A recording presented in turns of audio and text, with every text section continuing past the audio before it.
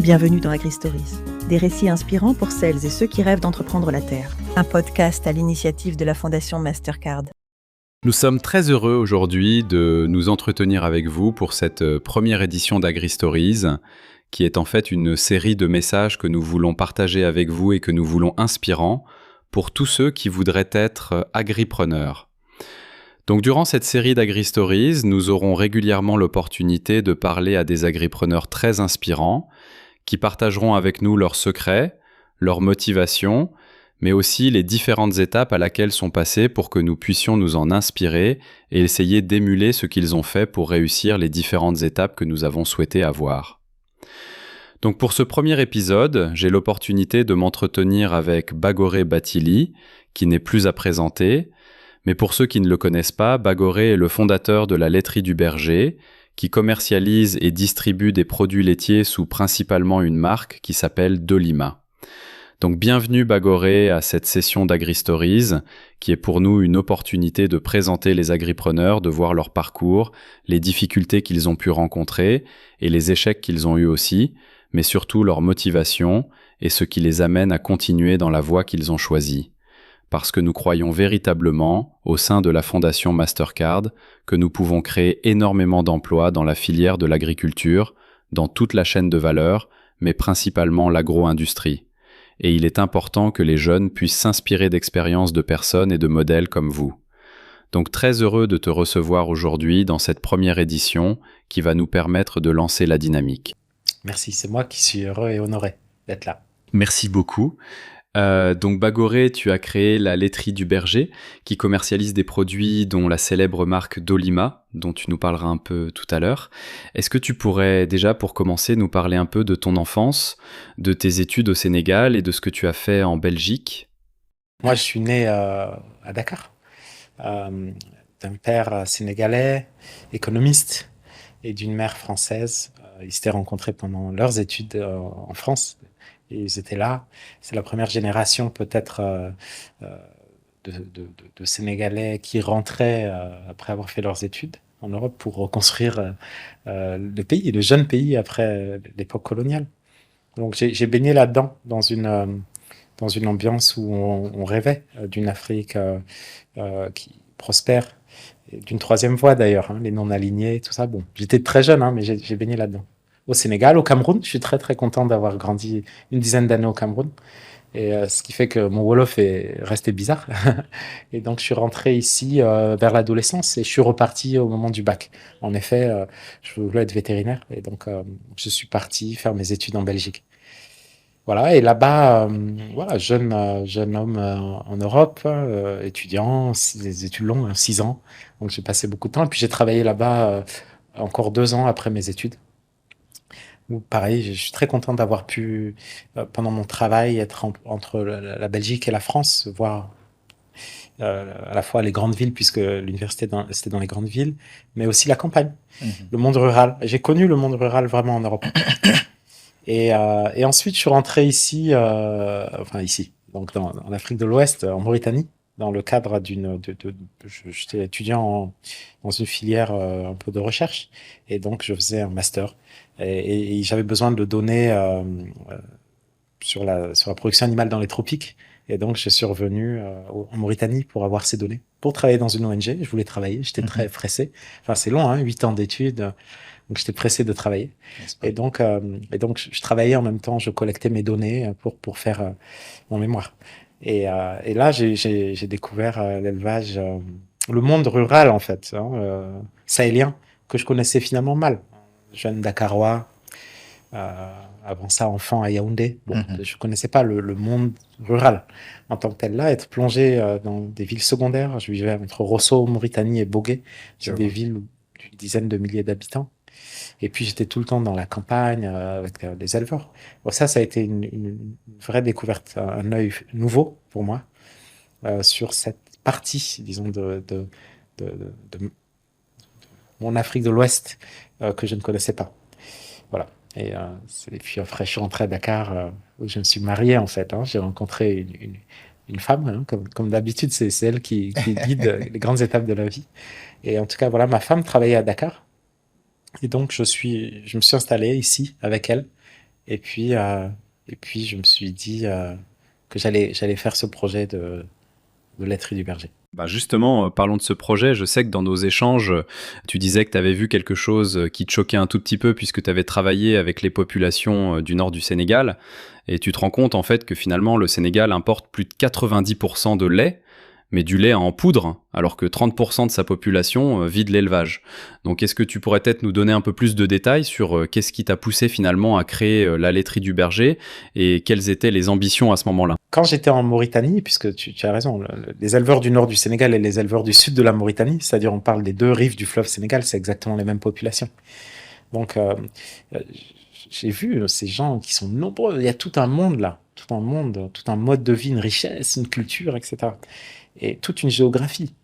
Revenu à Dakar, c'est un autre monde quelque part. Et c'était le début des années 2000 quand même, donc le début d'une prospérité. Hein, la classe moyenne qui émergeait, les PME qui commençaient à arriver, le privé qui se développait. Peut-être, je ne vais pas faire ma théorie, mais peut-être après les ajustements structurels et tout, on rentrait dans une autre période où il y avait donc de la prospérité qui était menée, qui était générée par la consommation interne. Bon, j'avais pas cette théorie-là, mais je le voyais. Je voyais les marques de yaourt, les différentes marques, quoi, hein, qui commençaient à exister, les marques locales.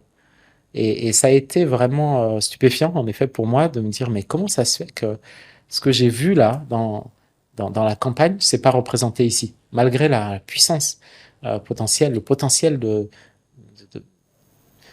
tout ce qui pourrait y avoir derrière un produit fait avec du lait local, toute cette culture et tout ça.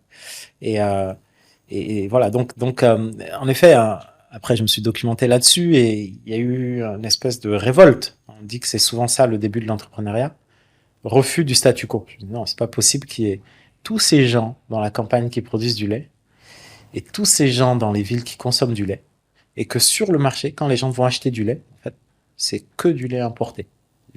Comme tu l'as dit, 90%, plus de 90% des échanges formels hein, du marché du lait, en fait, le lait qui fait l'objet d'échanges formels, d'échanges monétaires, bah, ce lait-là est importé. Donc le lait des éleveurs, qui fait pourtant hein, la moitié du lait consommé au Sénégal, n'arrive pas à rentrer dans le marché. Il est consommé par les éleveurs eux-mêmes et leurs voisins, etc. Mais il ne génère pas d'argent, il ne génère pas de flux monétaire en tout cas. Et donc ça conserve les éleveurs dans une précarité dont on voit pas le bout, quoi. On se demande comment ça va changer. Donc ça, c'était inacceptable pour moi. Et voilà, je me suis dit, ouais, il faut faire une laiterie pour acheter le lait des éleveurs et puis le mettre sur le marché. Et la marque issue de ça, elle sera différente des autres parce qu'elle portera le projet des éleveurs, quoi. C'est pour ça que ça s'est appelé la laiterie du berger, qui est en fait une traduction quand on parlait comme ça avec les éleveurs de ce qu'on voulait faire, nous rêvions ensemble, et bon, en Poulard, et donc on parlait de projet de laiterie des éleveurs, laiterie du berger, quoi. Laiterie du berger, bon, en français, c'est pas aussi explicite. Comment tu le dirais en Poulard? Laragal Gainako. Kasam Gainako, quoi. On disait Laragal Gainako. Du coup, tu crées cette entreprise-là, mais avec une ambition finalement sociale très forte et qui l'emporte, on va dire, sur des intérêts économiques qui auraient pu être ceux d'un entrepreneur de tout le temps.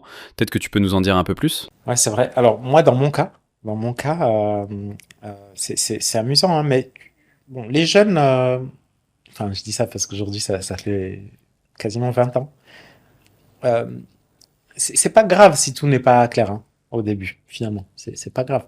Les idées, elles peuvent se clarifier, et puis il y a des choses qu'on réconcilie pas forcément au début.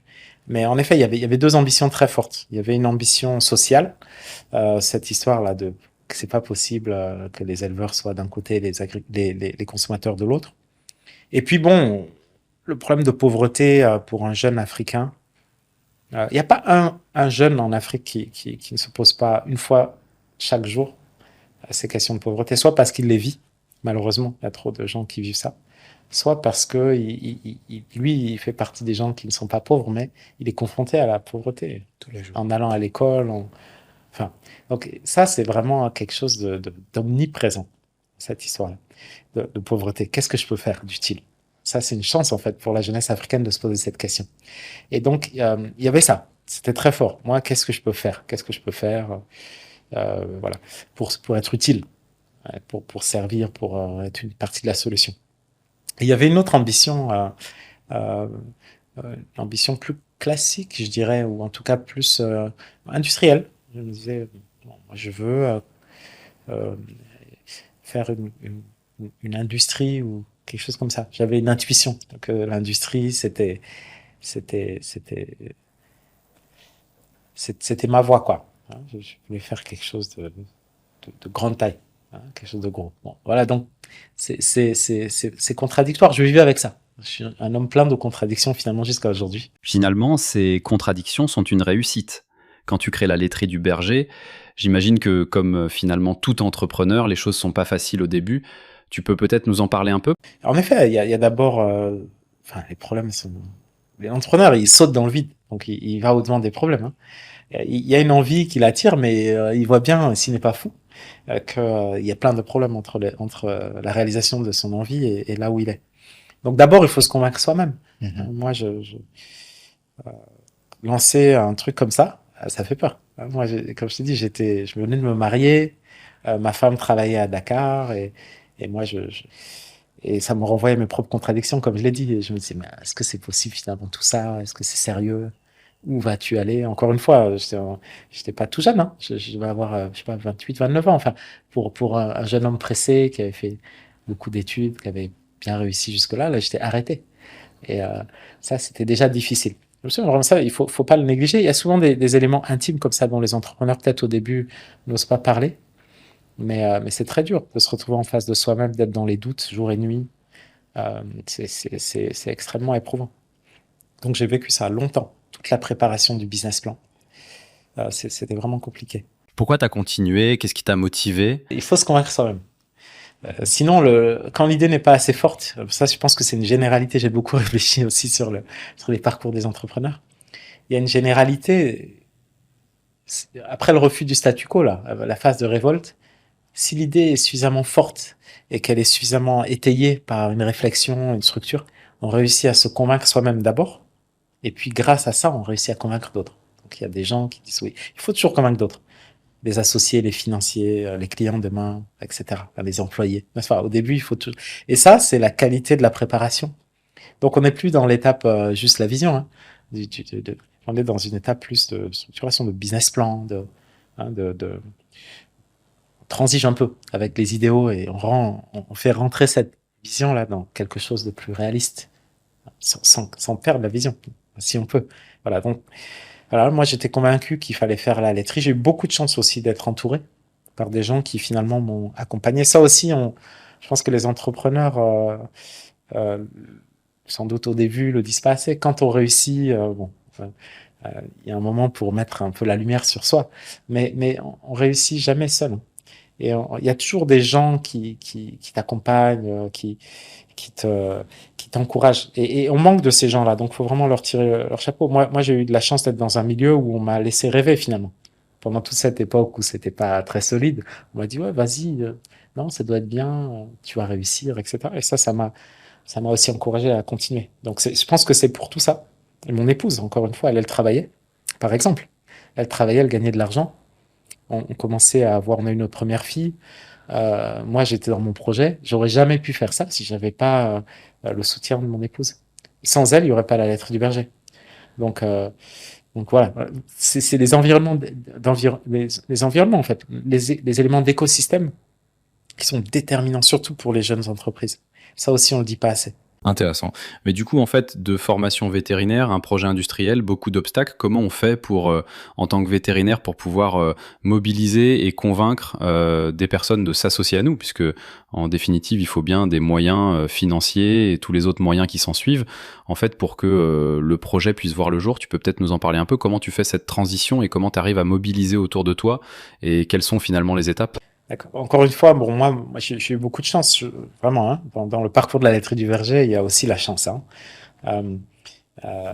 Alors, j'en parlais beaucoup de mon projet. Peut-être que je suis pas quelqu'un de très sûr en général. Jusqu'à présent, je suis quelqu'un qui hésite beaucoup. C'est encore un paradoxe. C'est-à-dire que je pense que l'entrepreneur, c'est à la fois, on retrouve ça chez tous les entrepreneurs, c'est à la fois quelqu'un d'extrêmement convaincu, qui est têtu et qui colle à sa vision, son idée, qui déroge pas. Et même quand les autres ne le voient pas, il est capable de rester et de dire non, mais c'est ça qu'il faut faire. Et en même temps, c'est quelqu'un qui, pour réussir, a besoin des autres, a besoin de dire non, mais ça, je sais moins bien le faire que lui. Je sais pas finalement. Il y a peut-être une alternative. Hein, tu vois, quelqu'un qui, il me semble, hein, qu'on retrouve ça, ce paradoxe chez les entrepreneurs, chez certains entrepreneurs. En tout cas, c'est mon cas. Et donc, bon, écoute, moi, je parlais beaucoup de mon projet aux gens. Donc, je pitchais, c'est ça qu'on dirait aujourd'hui. Je pitchais mon projet. Je savais pas que c'était ça, mais j'en parlais, ça me permettait de prendre du recul, de réfléchir, de prendre des avis. C'était très empirique, encore une fois, hein, mais c'était ma façon de faire. Puis j'avais des besoins. Je savais même pas très bien quels étaient mes besoins, donc je parlais. Et voilà, tu vois, je parlais à tout le monde. Et j'ai parlé à des gens qui travaillaient à l'ONU un jour. À l'ONU, mon projet, machin, parce qu'ils travaillaient dans le développement. Alors je me dis, voilà, ces gens, il faut qu'ils me financent. Enfin, tu vois, donc je connaissais pas du tout parce que l'ONU ne finance pas les projets privés. Mais bon, moi, il était à l'ONU. Bon. Et donc, je lui parle de ça. Et puis, en effet, lui, il pouvait pas me financer, mais il connaissait quelqu'un qui avait un fonds d'investissement. Moi, je savais pas ce que c'était qu'un fonds d'investissement. Pas vraiment. Et donc, il m'a mis en relation avec lui. Et ce fonds était en train de fermer. C'était un des premiers fonds qui a travaillé sur les PME, le financement des PME africaines. Ça s'appelait Afrique Initiative. C'était un pionnier, un fonds pionnier qui n'a pas marché, hein, mais qui avait vu que les PME africaines manquent de fonds propres et d'accompagnement. Enfin, un des premiers qui avait dit ça. Une des raisons pour lesquelles les PME africaines n'arrivent pas à se structurer, hein, donc, de manière vraiment, comment dire, de manière systémique, hein, c'est qu'elles manquent de fonds propres. Elles manquent de fonds propres et elles manquent d'accompagnement de long terme. Et donc, ce fonds Afrique Initiative était en train de fermer. Et par contre, il y avait un nouveau fonds qui allait arriver qui s'appelle d'ailleurs IEP, qui était en train de se mettre en place. Et donc, de fil en aiguille, hein, par cette personne de l'ONU, Afrique Initiative, IEP. Et donc, il m'a mis en relation avec ces gens de IEP qui faisaient du capital risque. Et donc, on a commencé à échanger. Et moi, je dis vraiment, c'est ces gens-là qui m'ont mis le pied à l'étrier du business, quoi. Souvent, on a l'impression de tourner en rond ou de faire plusieurs fois le tour de la même question. Et puis, à un moment, ça part comme un satellite là, qui tourne autour d'un orbite et puis qui en sort. Et cette sortie, pour moi, ça a été vraiment la rencontre avec IEP, où je suis passé d'un projet qui était focalisé sur qu'est-ce qu'il faut faire au niveau opérationnel pour que ça marche, à un projet qui intégrait la dimension financière. Comment tu finances ce projet? Quels sont les risques, les scénarios? Comment tu structures le financement, etc. Merci Bagoré pour tout ce que tu as partagé jusque-là de façon très généreuse.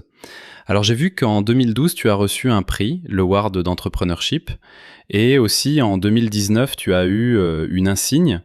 Est-ce que déjà tu pourrais nous en parler un peu et puis nous dire en fait ce que cela t'a mis, je dirais, comme responsabilité additionnelle, si tant est que tu n'en as pas déjà assez? C'est vrai. Alors 2012, en effet. Le 2012, c'était... j'ai eu la chance vraiment, encore une fois, hein, de découvrir African Leadership Network. Donc c'est tout un travail de réseau qui est animé par Fred Swaniker, entre autres, avec d'autres partenaires. C'est des gens qui ont à peu près mon âge. Et donc il y avait un concours là-dedans. Il y avait un concours pour des entreprises petites, moyennes et grandes. Et nous, on était une petite entreprise. Et donc, on a gagné l'award pour l'entreprise remarquable, quoi, de l'année, disons, en 2012. C'était un grand moment de découverte pour moi. Après ces années de démarrage où j'étais tellement focus sur la laiterie, simplement ma petite économie, hein, de 2007 où on a démarré à 2012, c'était que la laiterie, laiterie, laiterie. Et là, pouvoir avoir devant moi ce panel de réflexion. Et puis cette Afrique, en fait, aussi, hein, parce que c'est au Ghana et l'Afrique est immense. Et tous ces jeunes, tous ces entrepreneurs et tout ça, ça m'a donné vraiment un nouveau bol d'air, quoi. Ça m'a beaucoup inspiré, cet award. Et voilà. Et puis en 2019, en effet, alors, bon, ça c'était les chevaliers de l'ordre du mérite agricole. Alors agricole, bon, c'est marrant parce que c'est mes premiers amours, quoi. Mais je dirais que comme souvent dans la vie, hein, il y a des distinctions plus intimes, disons. Je me souviens d'une simplement d'une conversation, d'une reconnaissance, quoi, hein, que une dame m'a faite, parce que j'étais invité chez eux. Et c'était le fondateur de IEP. J'étais invité chez eux. Il passait la main. Donc, il était malade, le fondateur de IEP, il passait la main. Et donc, j'avais jamais rencontré sa famille. Et quand j'arrive, j'aidais, parce que bon, j'étais sans doute l'un des plus jeunes. J'aidais dans la cuisine et tout. Et puis, donc, je vois cette femme, elle me dit, je dis, voilà, je suis Bago Reffer, mais c'est vous, je crois que vous étiez plus vieux. Et donc, je dis, ah. Et puis, plus grand. Je dis, dis donc, cette dame-là, elle se fait une image de moi qui est, alors que j'étais plein de doutes à ce moment-là sur est-ce que mon entreprise va marcher ou pas. Ça, je me souviens que ça m'a beaucoup, j'oublierai jamais, quoi. Cette distinction secrète. Très belle histoire. Tu sais, en fait, ce qui est inspirant et marquant quand on t'écoute et on écoute l'histoire, c'est que tu es constamment concerné par l'impact. C'est un mot d'ailleurs qui revient beaucoup quand tu parles.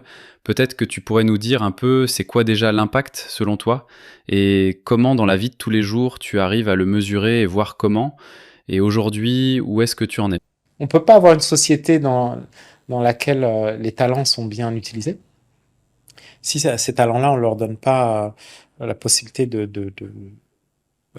se réaliser, quoi. Et donc, il y a une responsabilité, quelque part. Moi, je me dis, il faut être utile. Si tu es là, tu es le mandataire de quelque chose. Tant mieux pour toi. Hein, donc, vas-y. Sois heureux, réalise-toi, etc. Mais constamment, il y a quelque chose, il faut être utile. Il faut être utile, il faut rendre des comptes.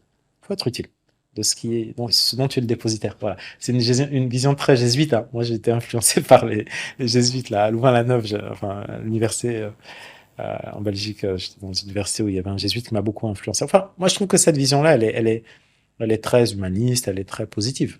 Et c'est très bien. Donc, l'impact, oui, c'est clé. Et au début, c'était une intuition.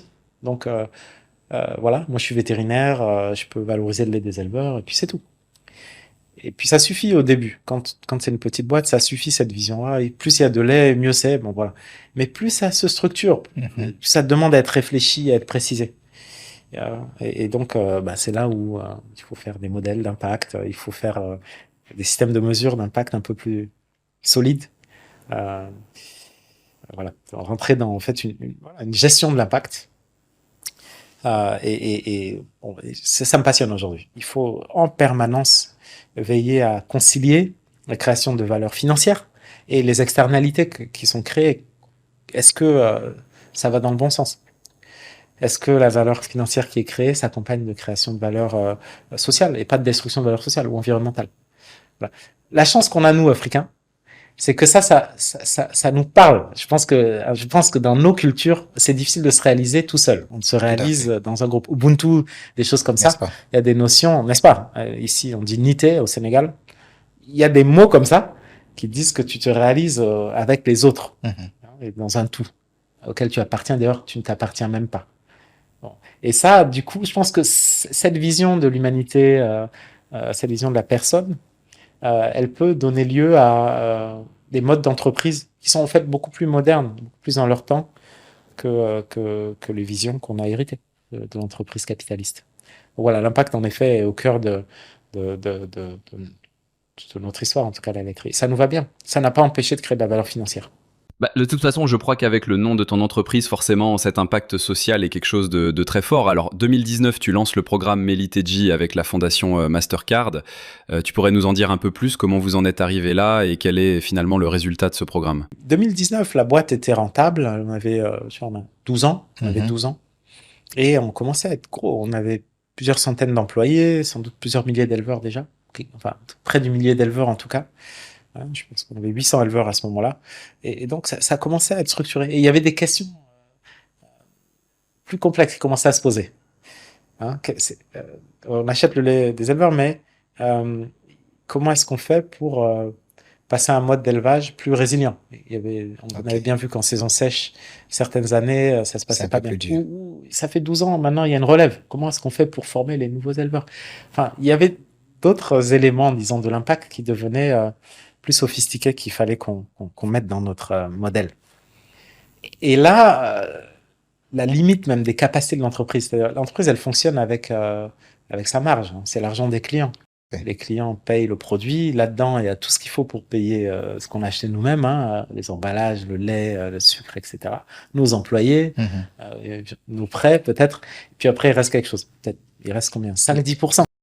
Les équipements, les amortissements, voilà, tu vois. Mais puis, il te reste une marge qui est pas dans l'industrie, qui est pas dans notre industrie, qui est de l'ordre entre 5 et 10%.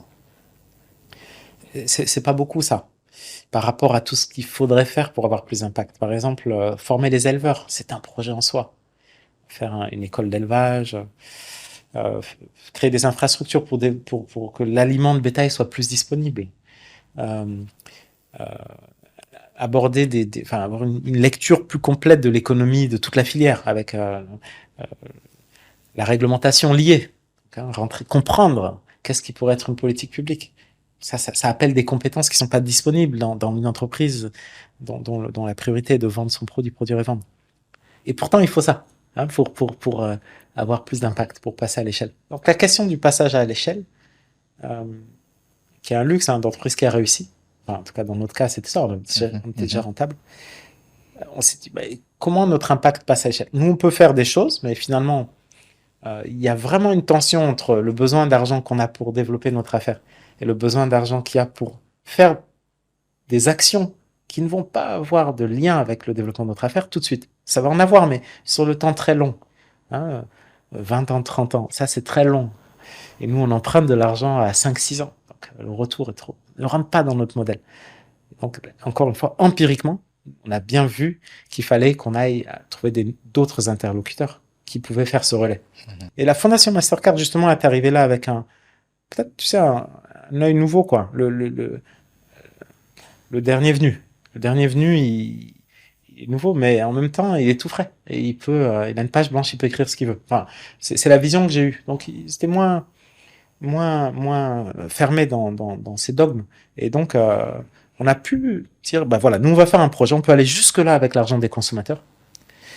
Et puis, au-delà, on peut pas. Donc, c'est là où il faudrait rajouter de l'argent qui n'a pas la même rentabilité. Pour cet argent-là, on va compter le nombre d'emplois qui est créé, par exemple. Ça, c'est pas la top line, c'est pas la marge brute. Non, c'est le nombre d'emplois créés. On va compter l'accès à l'aliment de bétail. Parce qu'il n'y avait pas de magasin là. Maintenant, on va mettre un magasin, ça va donner l'accès à des gens qui n'avaient pas avant, etc. On va mieux organiser les données pour pouvoir les consolider et avoir une réflexion qu'on n'avait pas avant. Ça nous sert pas, mais ça sert à d'autres, ceux qui font les politiques publiques. Et nous, on a les données. Bon. Donc, tu vois, cette façon de voir ce qui peut être étendu grâce à la collaboration entre le public et le privé, finalement. C'est ça, Meliteji, pour moi. Et donc, ce partenariat avec la Fondation Mastercard. Et ça a donné des résultats spectaculaires. Quand on regarde la dynamique de la croissance de la laiterie, la top line, la marge, la rentabilité, bon, c'est linéaire.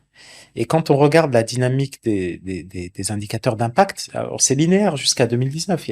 On a toujours amené des éleveurs, etc. On a toujours acheté du lait quand on vendait. Donc plus on vendait, plus on avait d'éleveurs, plus on avait de lait. Mais ça a vraiment accéléré. C'est passé à une autre vitesse. Donc ça a accéléré plus vite que la croissance de la laiterie à partir de 2019. Parce qu'il y avait finalement des ressources financières et humaines et des objectifs fixé spécifiquement pour ces objets, pour ces indicateurs-là, quoi. Je te remercie parce que c'est vrai que on a l'habitude de regarder un peu le parcours qu'on a fait et l'impact avec le programme Meliteji, et véritablement aujourd'hui c'est quelque chose dont on peut être fier. Et merci infiniment parce que sans ton leadership et surtout cette fougue-là, peut-être un peu cet empirisme-là dont tu parles, on serait peut-être pas là où on est aujourd'hui, mais peut-être que tu peux nous aider un peu à comprendre même l'origine du mot Meliteji, parce que je pense que dans ce nom-là, il y a peut-être finalement toute l'ambition qui se cache.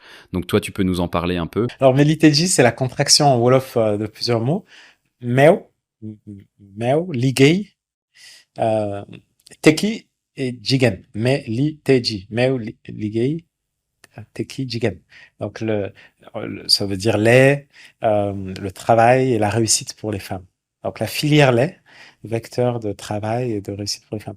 Et ça rejoint les théories du ministère des Finances, des économistes du ministère des Finances. C'est-à-dire que créer de la valeur ajoutée à partir du lait local, c'est-à-dire de l'herbe qui pousse dans le nord du Sénégal, qui est mangée par la vache, ces vaches sont traites par des femmes. c'est les femmes qui s'occupent des vaches. C'est pour ça que nous, on a un gros tropisme. On n'en a pas parlé, mais dans mon métier, tout l'amont laitier, c'est entre les mains des femmes. Hein. Ok. Et donc voilà, donc c'est elles qui font la traite des vaches et qui nourrissent les vaches. Donc c'est les femmes. Ben, bon, avec ça, on achète ce lait. Ça crée de la valeur ajoutée, ce lait, depuis l'herbe. Hein. Ça crée, oui, l'herbe, elle coûte rien. Et le kilo de yaourt, c'est disons 1000 francs. Tout ça, c'est créé entre Richard Toll et Dakar, donc le Sénégal. Et à chaque fois que c'est créé, à chaque fois qu'il y a, parce qu'on passe de l'herbe à 0, le lait 320, etc. Et on remonte, et finalement le consommateur achète ça à 1000 francs. À chaque étape, il y a une marge qui est créée. Et cette marge, c'est ça qui crée de l'emploi. L'emploi est là, la rémunération de l'emploi est là, dans la valeur ajoutée locale. Et le fait de faire des filières comme ça, longues, agricoles, ça oblige la répartition en amont, quoi. Et la discussion, hein, chaque partie prenante de la filière sur la répartition de cette valeur. Ça, c'est extrêmement puissant. Alors, parlons de ce que tu as mentionné tout à l'heure des emplois, et tu as aussi dit qu'au moment où ce programme se mettait en place, je crois que tu avais 800 éleveurs. Aujourd'hui, avec ce programme, finalement, combien d'emplois ont été créés, combien d'éleveurs ont été impactés, et est-ce qu'il y a d'autres aspects dans l'impact dont tu peux nous parler aujourd'hui? Alors, les éleveurs, tu vois, donc nous, on compte les bidons, c'est-à-dire les gens qui sont le numéro de fournisseur. Hein, c'est un fournisseur ou une fournisseur. Donc, en effet, en 2019, nous avions 800 éleveurs, fournisseurs. 800 fournisseurs. Ça, c'est vraiment un numéro de bidon et un numéro de fournisseur dans nos comptabilités. Et aujourd'hui, là, on a un peu plus de 3000 fournisseurs aujourd'hui. Et avec Meliteji, on est passé en 3 ans à environ 2000 éleveurs, donc de 800 à 2000. Donc ça, c'est fini en 2021 ou 22, hein, en 2022. Et bon, voilà. Alors, comme je te disais, on a beaucoup creusé. Qu'est-ce que ça veut dire un éleveur? Qu'est-ce qu'il y a derrière? En fait, un numéro de bidon, c'est une petite exploitation. Et derrière, en fait, on a vu qu'il y avait 2,2 personnes hein, qui travaillaient pour faire le lait. Et voilà. Et puis, on a creusé aussi en aval. Il y a combien de gens dans la laiterie qui travaillent? Il y a des gens qui transportent le lait jusqu'à l'usine. Donc, il y a des gens qui travaillent dans la vente d'aliments de bétail. Tout ça, c'est créé par l'économie, par le pouvoir d'achat maintenant des éleveurs. Des gens qui fournissent des services aux éleveurs. Bon, tout ça sont comptés en fait dans notre impact. Donc la laiterie berger. Et après, toute la distribution. On distribue le produit dans des milliers de points de vente. Et là aussi, souvent, il y a beaucoup de points de vente pour lesquels ils viennent juste d'avoir un frigo, ils commencent à avoir cette catégorie de produits frais. Et nous, on arrive avec cette marque d'Olima qui est forte et donc ça crée un pourcentage significatif quoi, de vente pour ce boutiquier. Et puis on le renforce, comme on a renforcé les éleveurs sur tout un tas de compétences, sur le boutiquier aussi. La chaîne du froid, l'hygiène, enfin, il y a la digitalisation, il y a tout un tas de choses, de services, de capacités de progression qu'on apporte dans l'écosystème grâce à notre route du lait, là. Et voilà. Donc, on compte l'impact en nombre d'emplois et aussi en qualité de ces emplois. Hein. Donc, je sais qu'on se rejoint là-dessus. Comment est-ce qu'on caractérise un emploi? Et pour moi, la capacité d'amener de la formation, de la progression, c'est très qualitatif, quoi. Donc, avoir un emploi dans lequel les gens puissent progresser chaque jour, c'est un élément significatif. Et donc, nous, dans notre chaîne de valeur, je suis très content de faire ça. Et je dirais que là aussi, on voit le mélange entre le public et le privé. C'est-à-dire que nous, dans la laiterie, finalement, tu vois, oui, on n'est pas capable d'installer peut-être des magasins d'aliments de bétail parce que notre business model ne permet pas de financer ça ou d'accompagner les boutiquiers dans la formation. Attends, on peut pas payer des formations. Par contre, dans les industries agroalimentaires, quand on parle d'hygiène, ça, on connaît. Donc, s'il faut faire une formation sur l'hygiène pour le lait chez les éleveurs, il faut faire sortir des gens de chez nous pour aller leur apporter des contenus très bons, de très bonne qualité, sans coût pour nous. C'est pareil pour les boutiquiers. S'il faut parler d'hygiène, de gestion de la boutique, d'accueil commercial, etc., tu vois. Donc, c'est intéressant de voir à quel point, finalement, le savoir-faire d'une entreprise, surtout quand elle a une envie sociale, hein, ce savoir-faire même, qui est censé être sa propriété, ce qui crée sa valeur, peut être une externalité, quelque chose qui en fait enrichit la communauté. C'est ça la réalité. Donc voilà. Donc l'impact de la laiterie du berger, il se compte en nombre d'emplois, Et puis, il faut qu'on continue à réfléchir pour bien comprendre les éléments systémiques, en fait, n'est-ce pas, de cet impact, des choses plus diffuses ou des dynamiques qui sont générées par notre activité. Très intéressant, et je crois que d'ailleurs c'est pour ça qu'on est en train de passer à l'extension de ce programme dans d'autres pays. Tu peux rapidement nous en parler? WASU, c'est West Africa Scale-up de Mehdi Teji. C'est se dire, mais qu'est-ce qu'on a appris, nous, dans la filière laitière sénégalaise, qui peut servir les autres filières laitières? Parce qu'il faut rappeler, Serge, tout ce que je t'ai dit là sur la collecte, le nombre d'éleveurs qu'on a, l'an dernier, on a collecté environ 3 millions de litres. Le deuxième bassin de collecte en Afrique de l'Ouest, il fait moins de 500 000 litres. Ah, quand même. Tu vois, donc c'est beaucoup plus petit que la laiterie. Et puis, l'incorporation de lait de collecte dans l'industrie laitière ouest-africaine, c'est quelques pourcents. C'est moins de 5%. C'est très loin de 5%. Donc, tu vois, il y a en fait un enjeu énorme qui dépasse la laiterie. Parce que, voilà, on a 3000 éleveurs, mais 3000 éleveurs, je t'ai dit, derrière, il y a peut-être 6-7 000 personnes qui travaillent. 6-7 000 familles. Mais au Sénégal, il y a 550 000 familles d'éleveurs. Donc, tu vois, c'est une goutte d'eau. Et il y a des millions d'éleveurs dans le Sahel. Donc, il faudrait une laiterie du berger ou des laiteries du berger, des laiteries, mais 1000 fois plus grandes. Le problème auquel on s'attaque, c'est un problème problème sociétal, de grande échelle. C'est pas l'affaire d'une petite entreprise. Et la laiterie du berger est une petite entreprise par rapport au problème auquel elle s'attaque. Donc, bien sûr, on va grossir, mais il faut que d'autres grossissent. Tout doit être construit. L'écosystème doit être construit. Les lois doivent être construites. Les compétences doivent être construites. La confiance dans le marché doit être construite. Les règles du marché. Bon, ça, on le fait pas tout seul. Et donc, voilà, nous, on veut partager avec d'autres entreprises les bonnes pratiques qui sont d'utilité sociale. C'est pas nos marques, c'est pas nos secrets de fabrication. Mais tout ce qui est impact social, ça devrait être open source, complètement open source. Merci beaucoup, très très inspirant. Tu sais, j'aime bien des termes que tu utilises. Tu dis que la laiterie est encore un bébé, tu dis que c'est pas très grand, mais en même temps, je crois que quand on voit le parcours à presque 20 ans, on peut que être fier de ce que tu as pu faire avec tes associés, tes partenaires, et vraiment cette belle entreprise que tu as construite. Et maintenant, ça m'emmène peut-être à l'autre partie de notre discussion, parce que comme tu sais, et tu l'as mentionné un peu, tu dis il faut que d'autres grossissent. Déjà, pour qu'ils grossissent, il faut qu'ils naissent, voilà, et qu'ils soient résilients à des difficultés. Et justement, on a énormément de jeunes, tu sais, chez nous, quand on parle de jeunes, on parle de personnes de moins de 35 ans. On a énormément de jeunes qui sont tentés par l'entrepreneuriat, mais ce qu'on constate, c'est que nombreux sont parmi eux les personnes qui s'arrêtent. Quelle est ta lecture, en fait, et comment est-ce que tu penses quels sont les secrets que toi tu as, que tu penses qu'on peut leur donner pour ne pas s'arrêter, justement? Tu vois, tout à l'heure, je te disais qu'on retrouve chez tous les entrepreneurs une révolte, là, le refus du statu quo. Lui, il a une idée et il trouve que les choses sont pas faites comme il faudrait. Et ça, le point de départ, c'est toujours ça. Et il a une vision. Il refuse un statu quo et en plus, il a une vision. Et en plus, s'il est là encore, c'est qu'il est convaincu. Ça, il faut voir, parce qu'il y a beaucoup de gens qui ont une vision le soir comme ça, mais le lendemain matin, ils vont au travail sagement. L'entrepreneur, lui, il arrête et puis il se lance dans son truc. Il est convaincu. Il convainc les gens autour de lui, on l'a dit. Et je crois que ça suffit pas, malheureusement. Après, il faut tu vois, toute l'exécution, là, le focus, faire en sorte que la vision qu'on a, le produit qu'on fait, lui ressemble. Ça, c'est tellement compliqué. L'organisation, l'efficacité dans la production, la qualité, n'est-ce pas? Tous ces éléments-là. Donc, ça demande, je sais pas. Le mot principal, c'est focus, quoi. Faire bien ce qu'on doit faire, et pour ça, il faut être focalisé. Et je pense qu'il faut, en plus de ça, malheureusement, ça suffit pas. C'est fou, tout ce qu'il faut pour arriver au bout. C'est pas fini, il faut de la persévérance. Dans mon cas, et c'est souvent le cas, ça prend plus de temps que ce qu'on pensait. Plus de temps, c'est plus dur que ce qu'on pensait. Même quand ça va plus vite, quand ça marche mieux, il y a des difficultés inattendues. Donc, il faut de la persévérance. Je pense que vraiment, chez les entrepreneurs, on retrouve ça, la persévérance. Et il y a beaucoup pour moi, d'initiatives qui meurent parce qu'il n'y a pas eu cette persévérance. Et qui aurait pu marcher, mais ça demandait encore un peu de persévérance, quoi. Voilà.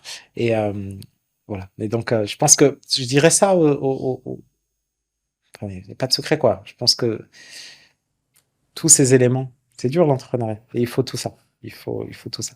Persévérance, focus, le refus du statu quo. Mais la conviction, donc être capable, c'est vraiment convaincu. C'est pas juste un feu de paille en entrepreneuriat. et convaincre les autres. Si les autres sont pas convaincus, c'est que ça marche pas, il faut s'arrêter. Et ensuite, l'exécution, il faut bien faire ce qu'on pensait faire. Ça, c'est aussi tout un sujet.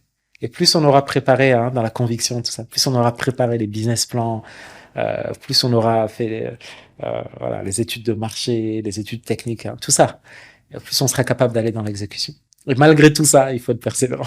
Donc ici, justement, ce que tu es en train de dire là, et c'est très intéressant, tu dis, plus si les autres sont pas convaincus, c'est que ça va pas marcher. Mais là, il s'agit pas, en fait, de, on va dire, ceux qui vont nous remettre nos doutes, mais il s'agit véritablement ici de, est-ce qu'il y a un marché? C'est bien de ça dont tu veux parler.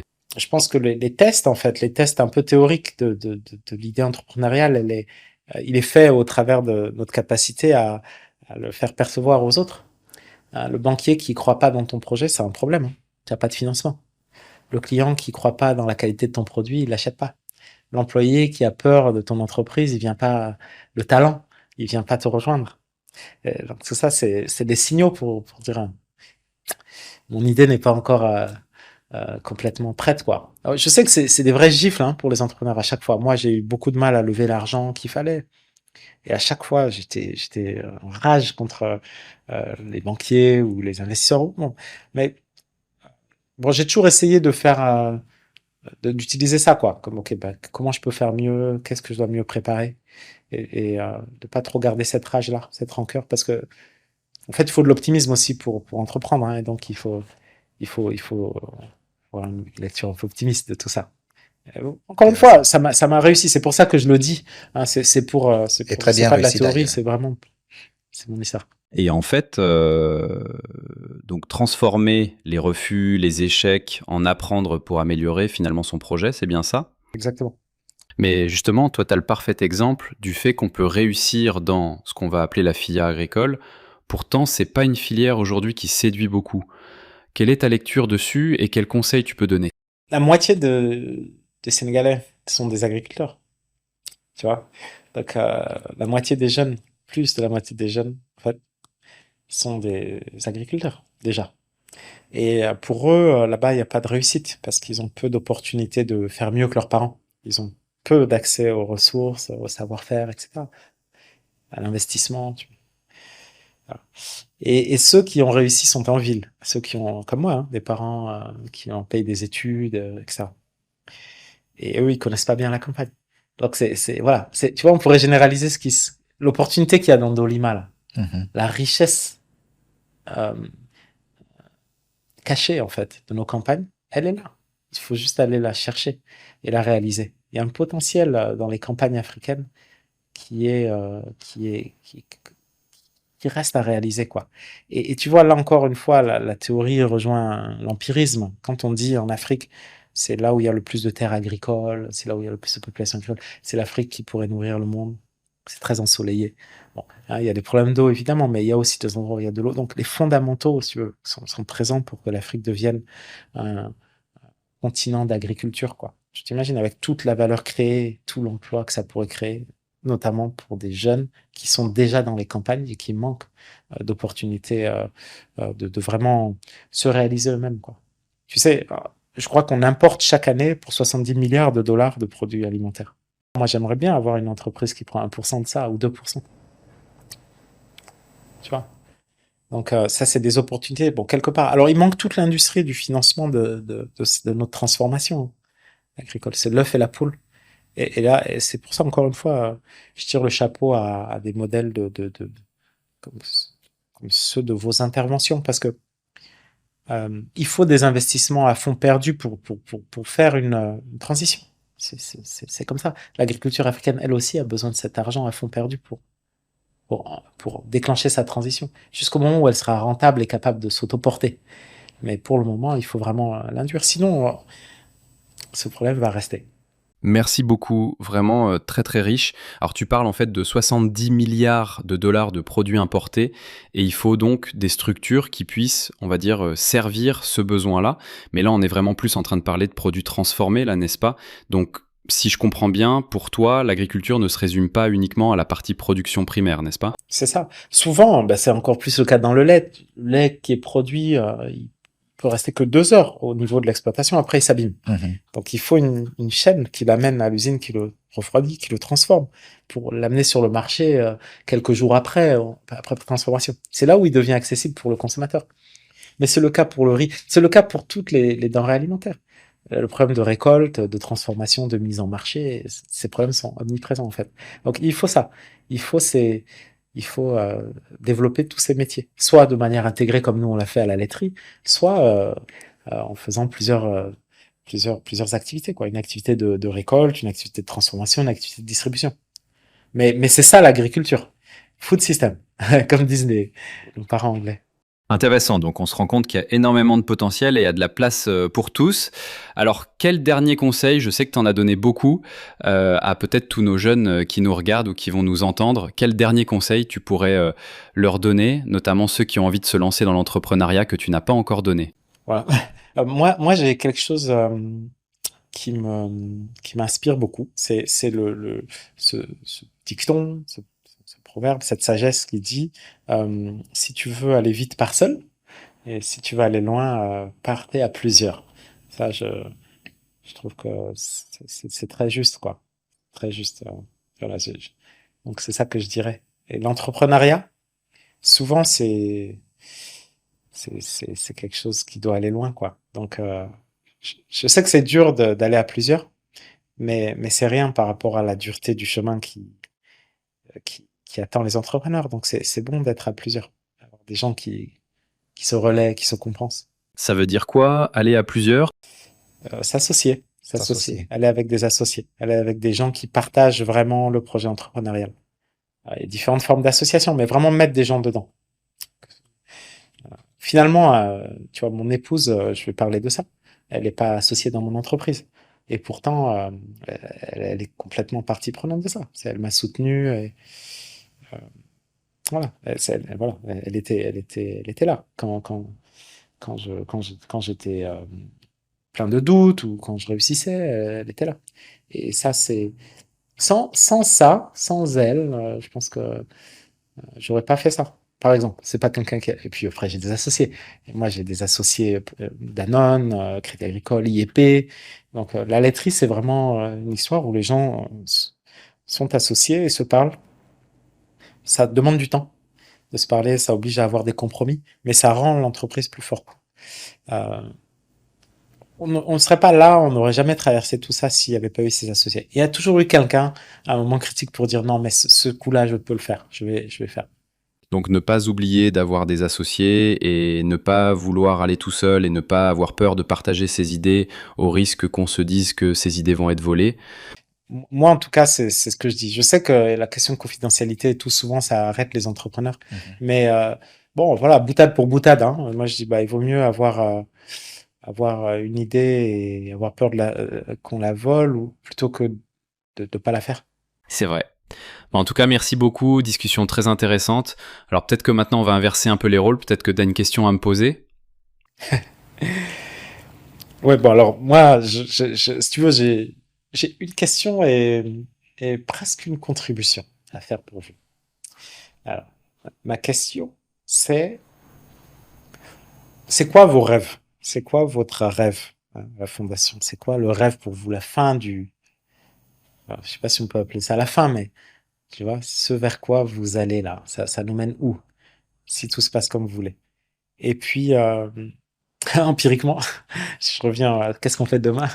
Moi, ma recommandation, ma contribution, ce serait vraiment, il y a eu trop de séparation entre le monde du private benefit, le bénéfice privé, et du public benefit, hein, le bénéfice public. Ça nous rend sclérosés, ça nous rend schizophrènes. Ça rend les patrons potentiellement complètement égoïstes et inhumains. Et ça rend les États ou les gens qui font du public, enfin, ça leur enlève quelque part le besoin de redevabilité, de devoir rendre des comptes sur la façon dont ils utilisent les ressources. Est-ce que c'est efficace ou pas? Est-ce qu'ils auraient pu faire autrement? Et je pense que, voilà, comment est-ce que vous pouvez construire un meilleur dialogue? Par quel outil? Par quel langage? Quel langage il faut inventer pour que ces deux mondes-là se parlent de manière efficace. On va apprendre, hein. Il n'y a pas de secret magique et je crois que l'expérience qu'on a aujourd'hui à travailler avec toi nous apprend des choses sur lesquelles on va s'appuyer. Et je crois qu'on commence maintenant par avoir des points comme ça de réussite un peu partout. Donc on va regarder. Maintenant, c'est quoi notre rêve? C'est une très intéressante question et je crois que ça nous ramène un peu peut-être même à notre vision.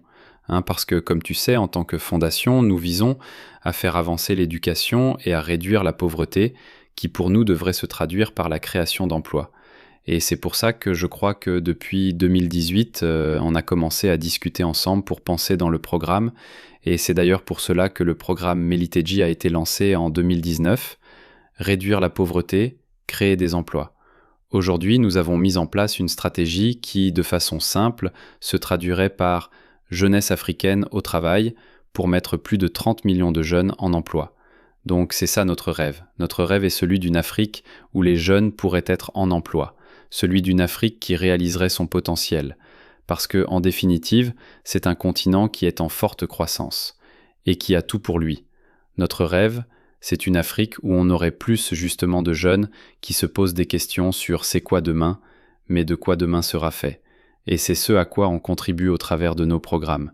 C'est pas très simple, mais je crois qu'on a fini par comprendre définitivement que la réduction de la pauvreté va venir en s'associant avec les acteurs du privé comme toi, pour permettre justement de créer cette valeur-là. Et on espère en fait au travers de ces actions, au travers de ce que tu as appelé l'industrie du financement, que nous appelons en fait des systèmes, au travers de systèmes que nous allons mettre en place pour fournir finalement tout l'écosystème. On permettra aux jeunes de se mettre en auto-emploi, pour ceux qui le veulent, d'avoir des entreprises qui au bout de 18 ans deviennent un peu comme la laiterie du berger, mais aussi permettre aussi à certains jeunes qui le souhaitent d'aller travailler pour des entreprises qui sont devenues plus solides. Donc c'est ça en fait le rêve d'une Afrique qui est bien meilleure. Ainsi soit-il. Merci beaucoup Bagoré, expérience très très enrichissante, j'ai beaucoup appris, pourtant je pratique depuis un bon bout de temps, merci donc d'avoir partagé aussi des secrets je dirais très intimes, et je dis donc à très bientôt à tous ceux qui nous suivent pour un prochain épisode. Un podcast à l'initiative de la Fondation Mastercard.